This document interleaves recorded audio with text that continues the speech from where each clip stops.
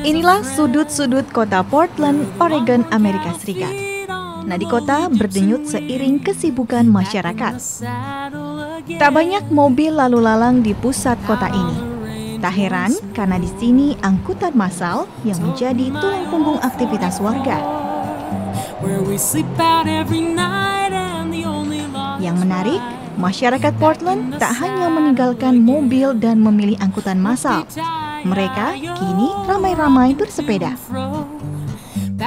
Seperti Rizky Murad, mahasiswa teknik komputer asal Indonesia ini. Sehari-hari saya suka naik sepeda karena sepeda itu terkoneksi di Portland itu. Saya bisa ke mana aja, pakai Max, pakai bus. Sepeda bisa dimasukin, bisa digantung di bus. Naik sepeda itu praktis, nggak begitu sulit, dan juga udara di Portland tuh enak, bisa sekalian menghirup udara segar. Pengguna sepeda di Portland diperlakukan sama seperti pengguna jalan lainnya. Wajib berhelm, memasang lampu, serta tak boleh lupa membawa pompa. Setelah semuanya oke, Rizky siap memulai hari. Itu biasa mahal dan naik mobil tuh susah karena kalau bepergian ke downtown itu suka macet dan susah mencari lokasi. Pakai sepeda tuh lebih gampang karena bisa nyelip-nyelip. Bersepeda di Portland sangat bersahabat dengan angkutan massal. Sepeda bisa diangkut bis atau kereta light rail yang disebut Max. Untuk menjangkau Waterfront District, Rizky menumpang Max. Di dalam Max sudah tersedia fasilitas untuk pesepeda, mulai dari rak penggantung hingga penjepit roda. Jadi, penumpang tidak perlu khawatir sepedanya mengganggu penumpang lain. Mengenai tiket untuk penumpang dan penumpang dengan sepeda itu nggak ada bedanya. Jadi semuanya tuh sama. Mereka ada pembayarannya $2.50 untuk 2 jam dan $5 untuk 1 hari. Sekarang giliran Rizky berpindah naik tram. Seperti angkutan massal lain di Portland, tram juga terintegrasi dengan angkutan lain yang dikelola TriMet, satu-satunya operator angkutan massal di kota berjuluk Kota Mawar ini. Meski tram ini milik swasta dan dikelola mandiri, namun untuk penumpang dengan tiket terusan TriMet tidak dipungut biaya. We honor TriMet passes, so there's no cost if we just accept their 30-day or longer pass. They ride for free with that pass. Bersepeda sudah menjadi gaya hidup bagi warga Portland. Setidaknya 40.000 warga Portland menjadi anggota Bicycle Transportation Alliance.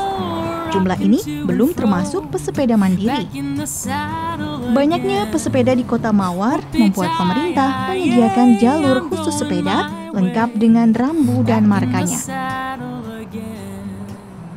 When people on bicycles have their own space on the road, they behave more predictably, so it makes it easier for people driving too. So the bike lanes really help people on bikes, but they also help people who drive by making the road just a more predictable space, and it really makes things safer for everyone.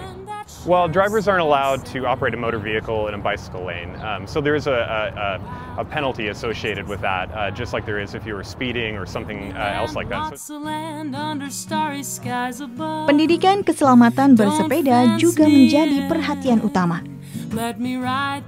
Apalagi di pusat kota, pesepeda harus berbagi ruas jalan dengan pengendara dan moda angkutan lain. Yeah, so the Bicycle Transportation Alliance has classes in schools, so children can learn when they're younger, because they will start riding a bike before they actually get their driver's license. So it's important that they know the rules of the road even before they can drive. So we work with the city to go into classrooms to teach kids how to ride bikes safely. Untuk mendorong warga bersepeda dan memilih angkutan massal, pemerintah kota Portland bahkan memilih cara ekstrim. Akhir 1970-an, sejumlah jalan bebas hambatan dihancurkan. Dalam catatan sejarah, Portland adalah kota pertama di Amerika Serikat yang mengurangi jalan dan mengubahnya menjadi taman kota. Jalan tersebut kini menjadi Taman Tom McCall. Taman seluas 15 hektar ini menjadi pusat aktivitas dan kebanggaan Portlanders, sebutan warga Portland. Yeah, it's definitely worth it. We bring the family down a lot. There's lots of concerts and food events where we all come down and enjoy the park, get outdoors, get some activity. So it's definitely worth it for me and the family.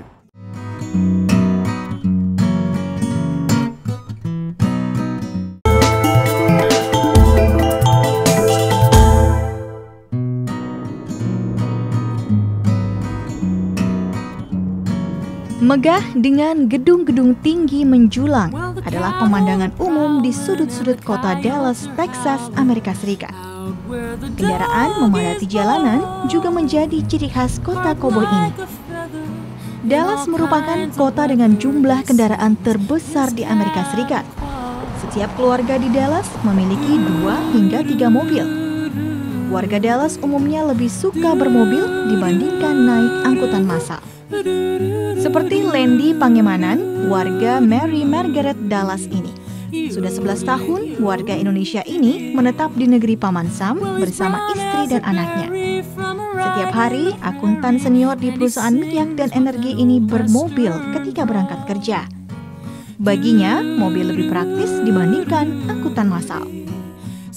Ya, memang lebih murah, tetapi terbatas dengan waktu gitu. Karena busnya itu tidak ngebut kejar setoran. Jadi bus di sini kalau bilang over dari 40, mereka itu akan dilaporkan gitu.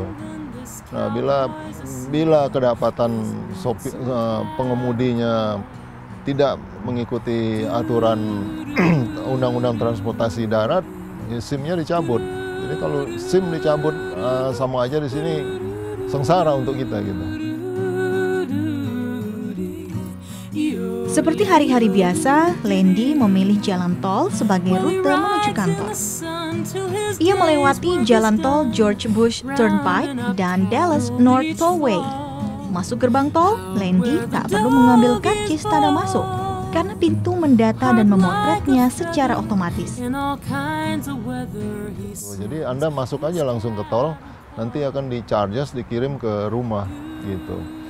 Biayanya akan berbeda kalau Anda member dari tol tersebut. Mungkin sampai 70% diskon ya, boleh dikatakan diskon gitu.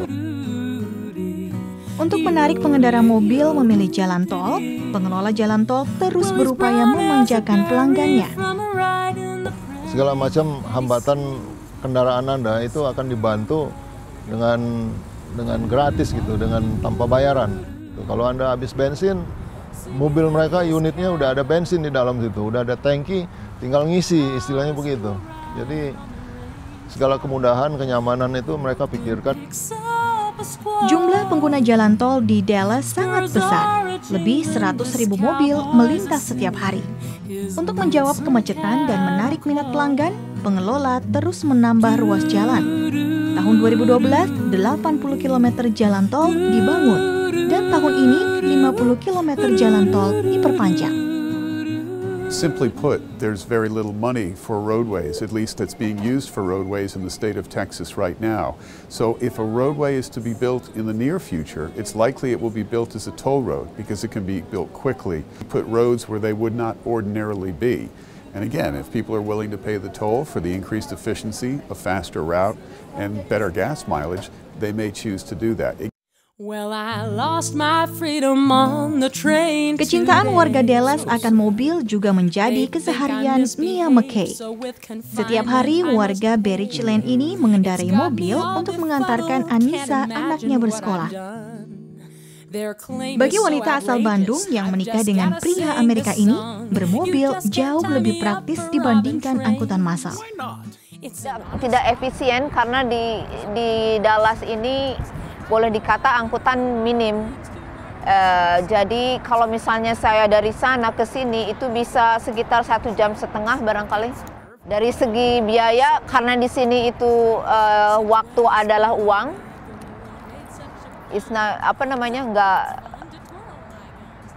tidak visible gitu loh. Setiap hari Nia mengantarkan Anissa bersekolah tidak melewati jalan tol atau jalan biasa. Ia memilih jalan khusus bernama HOV, High Occupancy Vehicle. Kalau HOV itu biasanya mereka memilih satu jalur kendaraan yang punya 2 atau 3 penumpang. Jadi bedanya itu dengan tol. Kalau tol itu seluruh jalannya itu tol, jadi kita harus bayar. Oke. Tapi kalau HOV itu belum sekarang ini gratis. HOV mirip dengan 3-in-1 di Jakarta. Bedanya, HOV memiliki jalur eksklusif seperti busway sehingga Nia tidak terjebak kemacetan parah. Kalau saya mengendarai mobil sendiri, terus masuk jalan HOV, itu saya bisa didenda sekitar $250. Namanya kalau kita lihat petunjuk HOV, manage, entrance, itu biasanya dia pakai kamera. Polisi nggak usah berada di sana, kita diambil foto sendirian, kelihatan ya sudah. Landy Pangemanan dan Nia McKay adalah cermin warga Dallas yang lebih suka berkendara pribadi saat bepergian. Keterbatasan angkutan umum menjadi alasan mereka. DART sebagai operator angkutan massal di Dallas sebenarnya mengaku memiliki armada bis besar dan jalur kereta light rail terpanjang di Amerika Serikat. We can't serve an area that the citizens haven't voted to allow us to enter and have agreed to pay us our 1-cent sales tax to fund the agency. So we're always like, in the area that does belong to DART, people are within walking distance of thousands of bus stops, 200 light rail trains, 800 buses. We have the service for the people that belong to DART. If you do not vote to join DART, or you're in an area that's served by another transit agency, we can't be held responsible. So it's a little frustrating each year when the federal government says, DART, you're not doing your part for Dallas and Fort Worth, and we're like, Ini adalah kasus yang berbeda. Saat mayoritas warga Portland lebih suka bersepeda dan naik angkutan massal, warga Dallas sebaliknya, justru lebih memilih mobil pribadi. Lalu bagaimana dengan warga Salt Lake?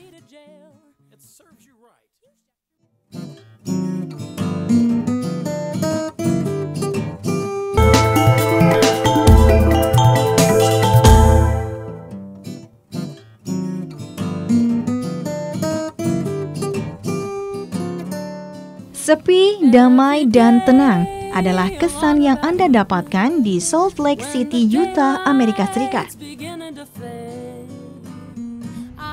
Sebagai kota yang terus berkembang dengan cepat, Salt Lake membutuhkan sarana transportasi untuk melayani warganya. Yeah, it's good. Yeah, it's just convenient. I can work and I can do other things while I'm on the bus. I don't have to focus on driving. I don't have to worry about traffic. I mean, compared to fuel in a car and the cost of a car, it's less expensive, so it is cheaper. Meski sudah dianggap tepat waktu, warga Salt Lake meminta jam operasional angkutan massal ditambah. Yeah, running later at nights, and yeah, if it could go 24/7, it would be a lot better. But it cuts off a lot of times at 11 at night, and people that need public transportation need to probably work later than that. Salt Lake City memang tidak sepadat kota-kota besar lain di Amerika Serikat.